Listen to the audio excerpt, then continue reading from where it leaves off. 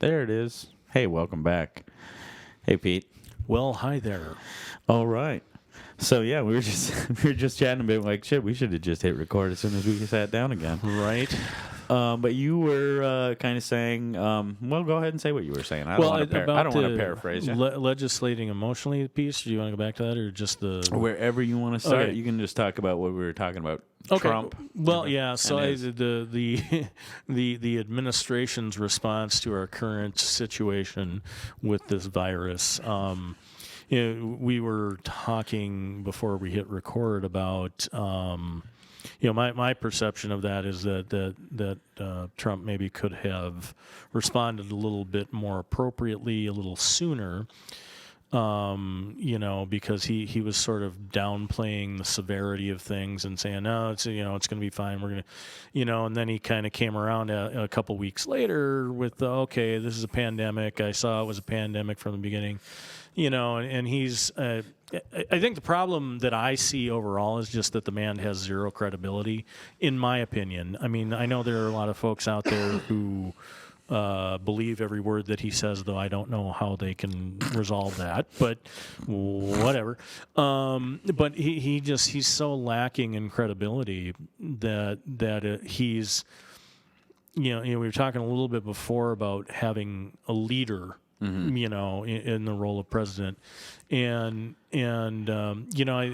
people can certainly disagree on Obama's policies and politics and stuff, but he was well spoken. Yeah. And he had sort of a calming demeanor. Yep. And I think personally that we would be in a better position, in a lot of ways, if we had somebody of his qualities, in terms of those things. Trump coming out and being like, well, I'm going to kick the virus ass, whatever. Yeah. Not that he said that, but I mean, he's just got that bully kind of mentality on a lot of things, and he's been a lot more. I'm not someone who watches a lot of Trump. Sure, it's painful for sure. I'll get clips on the news like anybody else, or more accurately, clips on podcasts. Sure, but I just happened to see the one on YouTube, of like his, it was clipped down to like 2.5 minutes of his coronavirus update or whatever from yesterday. And I was amazed how somber and I don't want to say presidential, but well, he's changed. He's changed his tone. Yeah. He's as things have developed. It's insane that it took a tragedy of this manner to sort of make an adult out of the president. Yeah. But yeah, I think you're right. I think one of the reasons I was saying, I think. Not to defend president, but I think coming from his point of view, the reason he was downplaying it is because I think the press was overhyping it. So, him being the enemy of the press, or he considers the press to be the enemy of him, or however that works. I think he sort of felt compelled to just reject their their assessment of it, exactly. Well, and I think that is probably pretty accurate. I mean, I would even agree with you on the fact that things were a little hyped, and that does not help. I mean, the media plays a very important role in our world, and the unfortunate thing is that they play a ratings role more often than they play a direct source. Here's what's happening. There's no more Walter Cronkite just reporting the news. There's everywhere you look at it, it's getting some sort of a spin.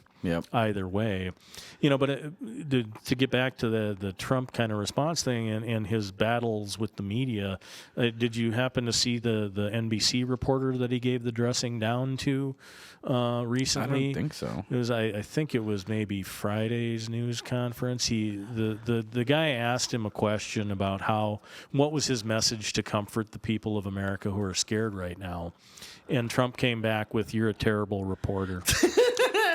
And I mean, it was a little bit, and so I've seen a lot of people who are like, who have said that they really appreciate the way Trump stands up to the media, and I'm like, okay, let's parse this out a little bit though, because the gentleman, he's probably historically asked Trump a lot of questions that pissed Trump off, and I get that.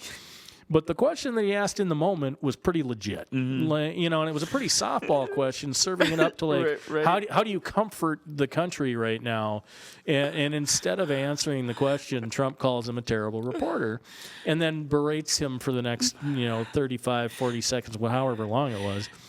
And I just thought that that's the wrong reaction, and that's again, not what I want from a leader right now. So again, not to defend Trump, but I can see the point of view of like, how does saying something that's comforting apply in any ways to the news? So yeah, I can see him being annoyed by I find his trolling of the media funny. I have to admit. He's I certainly an laughed expert like at a it, bastard yeah. when you told me. Like No. I find his trolling of the media to be funny more often than not. Well, Maybe that's horrible, but.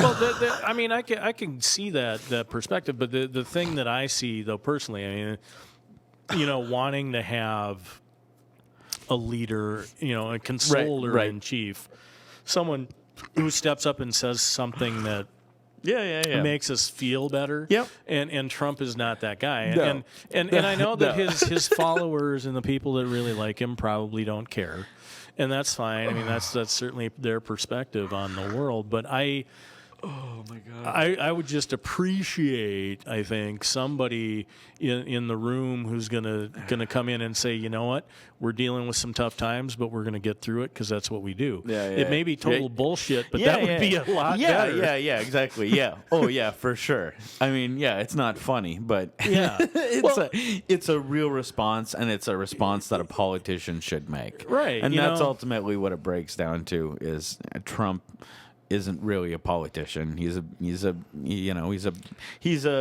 what would you call him? A real estate mogul who ended up getting into entertainment and ended up winning the presidency. But he's not a politician, so I'm never really expecting him to act like a politician. Right. And some people elected him because of that. Exactly. I think that's why most people voted for him. Yeah. Yeah, and that, I mean, again, I can understand that perspective.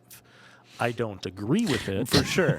But I can be annoyed by what politicians do and still want them to act politician-y. For sure. Yeah. Well, and I look so you look at say our governor's response to the situation, and I mean if you look at governors nationwide, because and a lot of them had to step up significantly in this situation to try to make some choices for their states, and again, I mean I think our government's set up to do a lot of that and function in that way in a lot of ways. But, I would say that the Minnesota response has been pretty organized. It's been pretty factual. I think people may, again, disagree maybe on some of the direct policy stuff that's happened. But when you look at Governor Walz and how he has presented things to the state, he's come out. He's been concise. He's not bullshitting people. He's telling them what he's seeing, what's going on the ground, and what they're trying to do to make it better. Again, people may argue on the policy and the implementation of those things, but I think that is more of what I want to see from leadership than what I'm seeing with Trump. I mean, Governor Cuomo from New York has been on daily, and he's been, I think, a good leader in terms of, again, he may disagree with how he's approaching things, but New York's had a significant impact because, look at their population and the influx of people from around the world that are always in and out of that state. The way metro areas need to deal with this compared to rural areas is completely different. Yeah. And so they've done some things there, and I think they're mobilizing the forces and trying to get things done. I mean, like you said, this is sort of an unprecedented thing in our lifetime, certainly, that, you don't see these things happening, and I want to see from leadership some action that makes me feel like they got it going on. Something that inspires hope. Yeah, Yeah, that I we'll don't get through this. Yeah, I don't. I mean, if you want to yell at a reporter, do it on your own time, dude. Because I that's not really helpful to us in this moment. No, for sure. And there was another thing that it was. I think it wasn't in that exact press conference. Maybe it was. That Dr. Anthony Fauci, who's been one of the main doctors of the administration. I forget which branch he works for, but.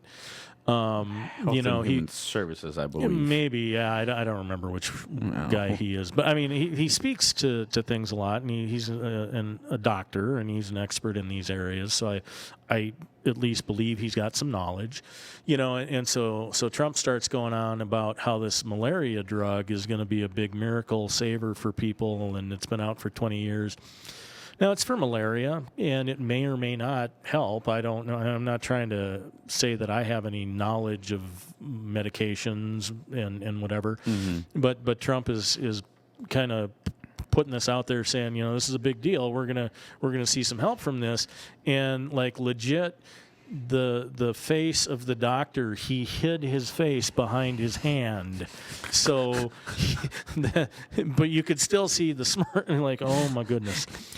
And I am, not to get too far off topic, but I am utterly impressed at Mike Pence's ability to like statue up and just like not have any emotion and just stand there behind no matter what he says. At best, he'll put on a little smirk. Yeah. Well, truthfully, while his politics frighten me maybe even more so than Trump's, right? He is at least has the capacity. Yeah, he's stately. Yeah, like he has leader. He has that statesman about him, where he's just like, wow, that looks like a leader. That he feels like a professional. Yeah, anyway. exactly. Yeah. But so Dr. Fauci, after Trump puts his faith in this untested toward this virus medication, Dr. Fauci comes up and says, now, yes, the president has a lot of faith in this. I have to say that it is not tested. There's some anecdotal things that say that this may be helpful. We don't know. Mm-hmm. So he's giving you the real spiel on what the reality of the situation is. And Trump's back, and he's like, well, I could be wrong, but I've been right about a lot of things. Shut the fuck up, Donnie. You're out of your element. That's just what he does. It is. Ultimately, he's a comedian. He's an entertainer. He's a carnival barker. Yep, exactly. But hey, at least we know what the carnival barker does. Right. I think most politicians are snake oil salesmen. Oh, they're selling you something that they think is going to make you better, when in reality might make you sick, but it's going to enrich them. So at least the barkers, I know what the barkers are doing. Yeah. I mean, that's true. I mean, Donald Trump is at least transparent. Well, he's transparent to the point where you don't question what his motivation is. It's a terrible motivation. He'll tell you. Yeah, and he's completely off base. Yeah, but, at least you know where he's coming from. So, I mean, there is something in that. I'm not sure what it is. I mean, it is overt, I guess is the way that I would put it. But but yes, again, at a time like this, I really would appreciate more leadership qualities from the people who are in charge. Hopefully that'll evolve a little bit. I mean, he looked more serious, like I said at that little at the press conference he was doing the other day about it. Yeah. Well, and I would guess that behind the scenes he's probably very concerned about a lot of things. Yeah, because this is a big deal. I mean, the whole thing is a big deal. I mean, it's obviously going to impact the economy in really significant ways. It already has started to. Yeah. And it's going to be not a short-term deal. I mean, this is going to. Hopefully it resolves sooner rather than later, but there are going to be long-standing repercussions. Yeah. Yeah. Well, we've talked about, for small local businesses who are coming out, Minnesota, Brainerd in particular, hospitality industry and the hospitality services around here and all the services. I mean, winter is not awesome. No. For anyone around here. And but you make your bones in the summer when the tourists are here. Yep. And if that gets delayed or slowed down or doesn't happen in the way it does, I mean, a lot of the smaller places are really going to struggle if they even make it. Yeah, and we were just looking at a nice spring, Oh, yeah. It was like summer was going to kick off early. Mm-hmm. It was turning out to, it was looking like it was going to be an early spring and a nice solid summer and a good, summer business season for all these people around here. Yeah. And my prediction is that this self-quarantine is going to be extended until the end of April. Mm-hmm. And even more businesses are going to be either voluntarily shut down or will be mandatorily shut down by the state. Mm-hmm. I wouldn't be surprised if they start not allowing the curbside service anymore from bars and only allowing to go or drive through. Yeah. I would not be surprised to see that at all. I don't entirely understand, why a restaurant can't be open, why I can't serve food, because we need to avoid crowds. But I was at Super One and the parking lot was packed to the gills. Yep. And every aisle, I mean, there was 3 or 4 people in. There was no social distancing. There was hundreds of people in Super One. I have no doubt. And I mean, I think the economic impact was going to hurt us either way. People weren't going to be out as much no matter what. But yeah, only allowing us to do like to-go food, that's been absolutely devastating to, me and my fellow restaurateurs in the area.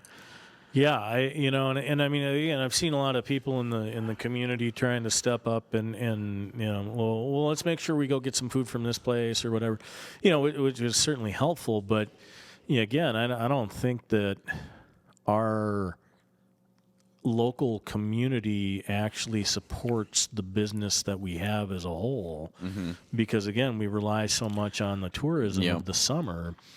I mean, because places like yours, you can operate on a fairly skeleton basis over the winter, and I mean, you're owner operator, so you come in, and I mean, I'm sure you're doing this when it's busy too, but you're doing the bulk of the work, and maybe in the summer when you're a little busier, you hire a couple of people to help you out that you wouldn't maybe have in the off season. And I think that happens in a lot of restaurants. I mean, like I told you earlier, I grew my first job working at Madden's. Yeah. I mean, they shut down for the winter. Yeah. And Cragen's goes down to a much smaller thing, and I think Grandview does too. And, yeah. So your resorts, I mean, and a couple of them, I mean, most of them on Gull and whatever have been around long enough that they can probably manage to get through some stuff. Grandview's going to be fine. Yeah. But, I mean, they have, probably 8 restaurants or so on their campus. Sure. I'm not sure how many golf courses. Are any of those going to, they were looking at being open early, And, I mean, forget about Grandview itself. Think about how many jobs Grandview provides to people in the area. All of the resorts, my God. There's literally hundreds, perhaps over 1,000 jobs between Madden's, Cragen's, and Grandview. I would say easily, that might not exist, or might not exist until May at least. Mm-hmm. Yeah, it's an incredible impact. Yeah. Well, and that's because Brainerd, and when I say Brainerd, I mean the lakes area. Yeah. We have a lot of people who are seasonally unemployed. Because if you look at the jobs numbers, I mean, our unemployment dips drastically in the summer because there are a lot more jobs available. But it's one of those things that again, I mean, some of those people they can manage because they're seasonal layoff, and they can get their unemployment knowing that they're going to be reemployed. Yep. But and make more money in the summer. Yeah. A lot more money. Yeah. But then if you look at that, I mean, the way unemployment is structured, and I know that they're trying to do some short-term legislation to try to mitigate the impact of this for the unemployment stuff, but if you don't, I mean, I've been unfortunately unemployed a few times in my life, and I've been through that process, and I know it only lasts for so long. Yeah. I mean, I've been lucky enough that I've always gotten another job before my unemployment benefits ran out. Yeah. But, people who are unemployed seasonally, and all of a sudden, if that gets extended, if there isn't something to help with that, yeah. Oh, because they aren't out looking for another job in the winter because they know they're going to be reemployed by their employer. Mm-hmm. So, I mean, you kind of fake that you're looking for another job. Well, you have to go through the motions. Yeah. I filled out an application this week. What are you talking about? But and I get that. I mean, that's just kind of how this area works. Yeah.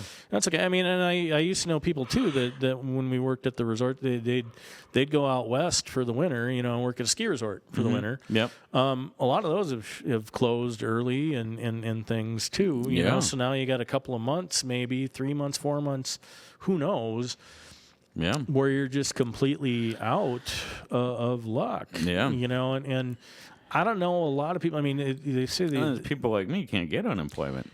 Well, yeah, because you're self-employed, so you're even further screwed on that one. Well, I mean, I look at like the local tattoo shops that now have closed up. Exactly. Yeah. And they forced to close. Yeah. You know, and which again, how many times do you see more than 6 people in a tattoo shop? I don't ever, but the hairstylist I go to has 2 chairs, right? So how is there ever going to be a massive amount of people in there that they need to close their doors? That doesn't make any sense. No, they're already going to be impacted by this. Oh, they're going to see sure. a lot less customers. Yep. I saw that before we were told we could only do to go. I saw a lot less customers that last week before that was announced on Sunday or whatever. It was like there was a huge dip, Yeah. The media told everybody how scary this was really, really well. Mm-hmm. People did not leave their houses. Mm-hmm. Right. Well, and I think that, I mean, for myself, like I have diabetes, so I have a compromised immune system, if you will. I mean, I'm relatively healthy and I'm not terribly old, though I'm older than I used to be. Because that's how that works. Yeah. But and I certainly wouldn't want to. I mean, the respiratory piece of this is what frightens me the most, I think. Because that's just scary. I mean, I used to get bronchitis quite a bit when I was a kid, pretty severely every winter, and that whole not being able to breathe was such a scary thing to me. I mean, even if you get through it, I mean, I remember, being like maybe 8 years old and walking up half a flight of stairs and not being able to catch my breath and almost having a panic attack because of it, which then just makes the problem worse, obviously. Right. But yeah, the whole concept of that is pretty scary. I mean, I understand that this is a virus and that the bulk of people who get infected are going to get through it, but it's going to kill people. I mean, as the flu does. Yeah. And I mean, I'm not scared of the flu, but this is something that's a little bit more serious than that. Yeah, the amount of time that you can be asymptomatic is frightening, and I can understand the concern and the caution. But yeah, the economic impact of this, I think, is going to end up being far worse than the death toll. Oh, for sure. And I don't know if there would be a way to avoid that, and I don't know if there's a way to fix that. Imagine that. I don't have the answers for the first time, right? Well, and I understand the concept that they're trying to sort of, as they say, flatten the curve so that it's not inundating our medical services to the point where they're overwhelmed. I mean, so I've had some things like I'm supposed to have some dental stuff done that got all rescheduled because it's it's elective or whatever. It's not emergency. So even dental stuff has gotten pushed out. I mean, I think if I broke off a tooth or something, I'd probably still be able to go in. But my stuff's just been rescheduled. But I saw a story excuse me, today that this guy out in Colorado who's waiting for a liver replacement got rescheduled, and because it's elective in theory, in that he doesn't need it today. but he was a live donor, so it's his uncle was going to donate part of his liver to him. And this is a guy. He was born with a liver weirdness. Like I don't know. I'm not a doctor, but he had a problem so that his liver doesn't. It causes bile to build up in his system and whatever. I'm sure there's a name for it. I'm sure somebody out there knows it. I don't. But the upshot was that this guy has his liver replacement surgery pushed out for a couple of weeks, and the doctor's like, well, it's you might have 30 days, so you should be okay. I just like, for people like that, I'm like, and you hear about stories coming out of Italy and wherever where they're like, well, that person needs a ventilator, but they're 89 and they're probably going to die anyway, so we're going to have to give it to this other person. And I mean, I understand that is a choice that has to be made at times. We don't ever want to make that choice. It's a good time not to be in the medical field. Right. Not have to be part of those decisions. Yeah. Well, it's interesting because my dad, and I don't know if he's still on this, but he was on the ethics committee for the hospital. I mean, going back to St. Joseph's and now that it's Essentia, but I had the opportunity once because I did an internship with the Grace Unit, and they brought a case from the Grace Unit in front of the ethics committee, and I got to sit in on that. And it was a really interesting process because, and this was before Essentia, like Essentia was starting to take over, but it was still sort of operated by the nuns. Mm-hmm. So it was still sort of, there was a priest there and whatever. And I don't know if they still do that at Essentia, but, it's still part of the Benedictine health system back then. So they had some interesting perspectives, but they had these multiple, you had like doctors, you had a psychiatrist, you had us from the social work department, you had some other people, and my father was there as the attorney, talking about the ethical impacts and everything of the choices that needed to be made for this particular person that they were discussing. And it was really interesting to me to see how those different perspectives came together to ultimately make a decision related to the care of this particular patient.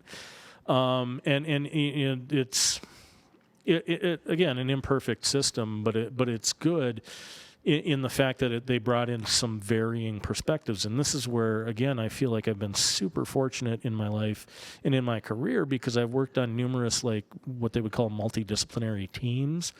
And I you get all these people in a room that have an area of expertise, and they bring that knowledge to that thing that you're talking about. And, man, like you, I don't have all the answers, but I have knowledge and I have experience and I have some pretty good knowledge in some areas, and so I bring that perspective. But then somebody says something that that I would never have thought about because it's sort of outside of my purview and my daily world, and then I'm like, oh, well, that's a fantastic point. I never would have thought of that.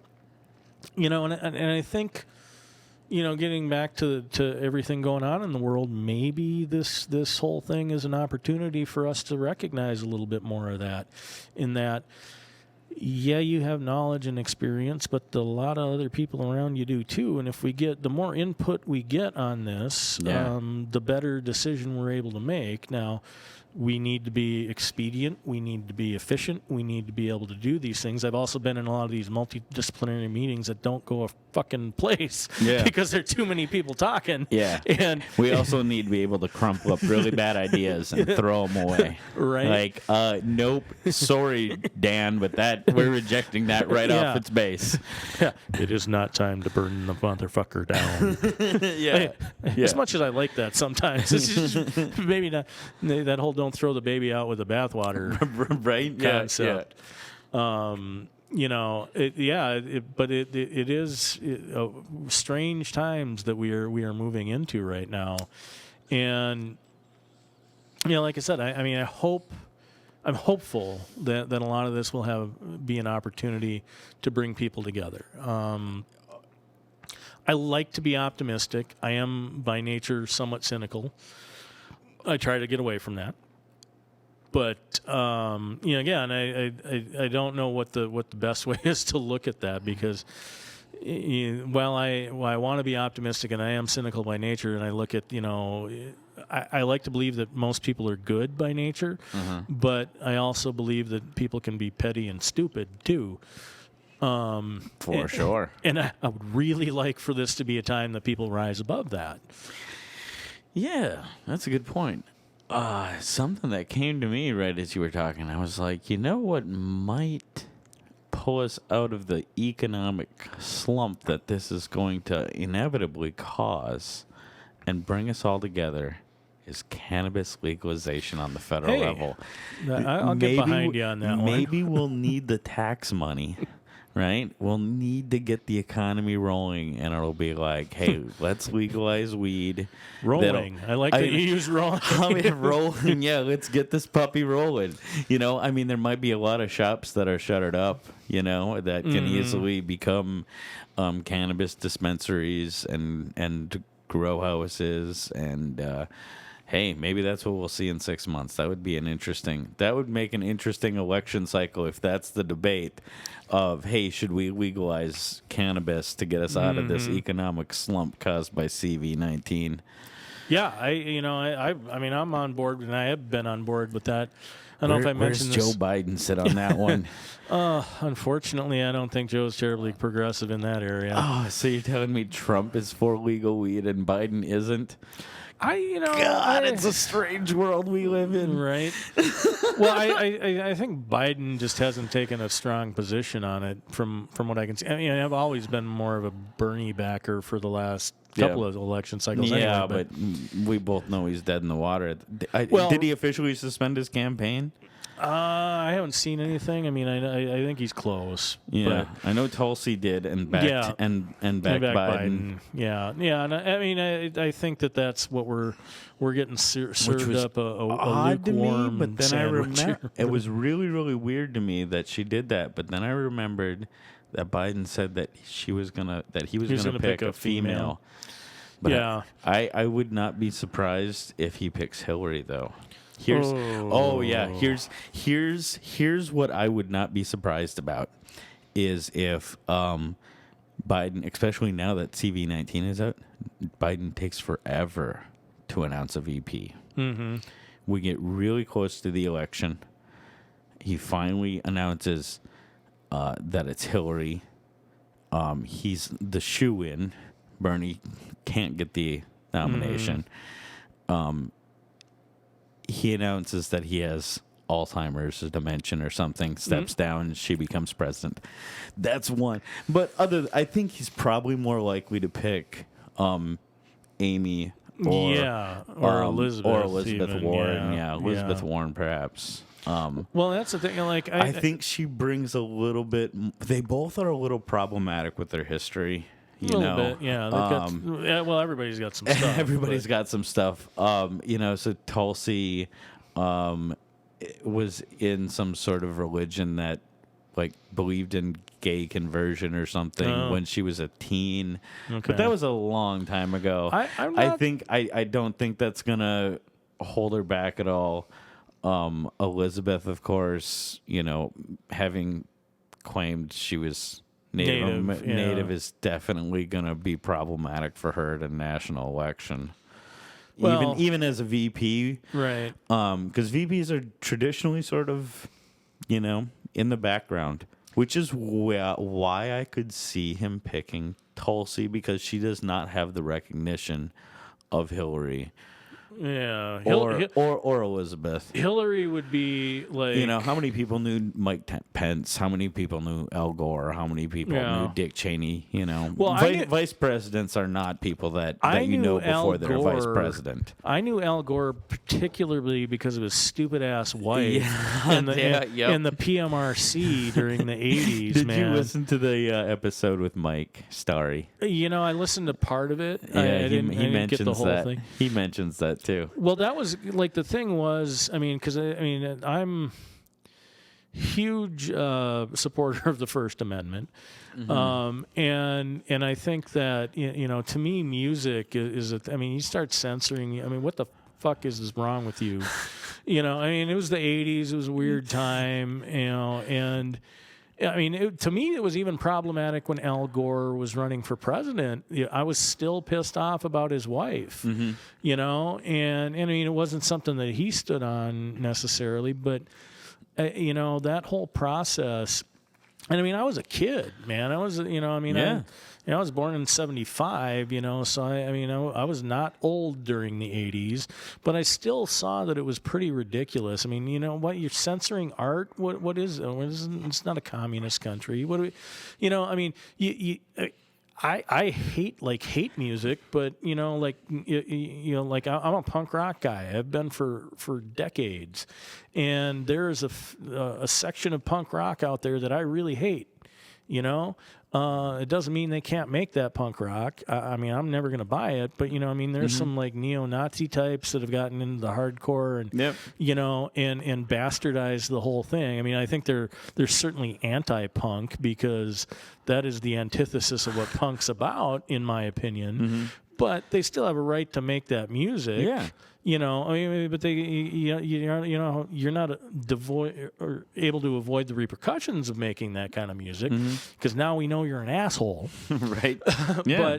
But you still have the right to say it. But they clearly want to. Oh my God! Yeah. My favorite racists are the people who are overt about it. Well, at least you know where they're coming from. Oh yeah, that's the best. Yeah. Yep. You know, but that was the thing. Like the PMRC, like I remember Dee Snider going in front of Congress, like from Twisted Sister, you know, and how Twisted Sister was such a controversial band. Yeah, at the time, you know, like I know, they're so with their cheesy makeup and their giant hair. Yeah, they were a total cheese fest. But you know, the funny thing is, like Dee Snider goes walking into Congress with this big ass blonde mane of hair, wearing like a cut off jean jacket, and he was so articulate, right, and just destroy the points that were being made, you know. And the thing, I mean, like I had the opportunity to meet Jello Biafra once when he was doing a spoken word thing, actually sponsored by the Colorado Hemp Initiative. Oh, nice. So, you know, but I mean, Jello's another one of those guys who's a huge proponent of the First Amendment, and I mean, punk rocker from way back. Yeah, Dead Kennedys, right? Yeah, and you know, solo stuff. Yep. Yeah, I used to have one of his spoken word albums. I borrowed it to somebody and never got it back. Yeah, I actually have a similar story to that. But Jello is one of those guys too. I mean, that you know. Oh man, he really was blowing up on Tipper Gore back in the '80s. But you know, that's the thing. I mean, you know, it's interesting. You mentioned Mike, and I don't know. I think I've actually met Mike before, like years ago, back when I think he used to hang out downtown a little bit. Back, I mean, this was long, probably 20 years ago. I don't really know the man. I'd be interested to have a conversation with him sometime, though. You know, we should have you guys on. We just had Oaksy, and I've always done one-on-ones, but we just had Oaksy and Lil Candle on. And they just had to sit next to each other and share a microphone. And I was like, oh, this is a great way to have two guests because they can't talk over each other. Yeah, right. So, yeah, if you guys want to, you know, moderate a debate. Sure. Well, I mean, so the thing is that, I mean, obviously that's the whole Second Amendment thing. And while I am not in any way opposed to the Second Amendment, I am not a big fan of the whole let's declare this a Second Amendment sanctuary. And I can explain why I don't think that that's a good idea if you care to listen. I do, but since we're at a spot, I need to pee because I am two hams deep. Yep. So I'm going to pause. We can pause. And use the best bathroom, and then you can pick up right there.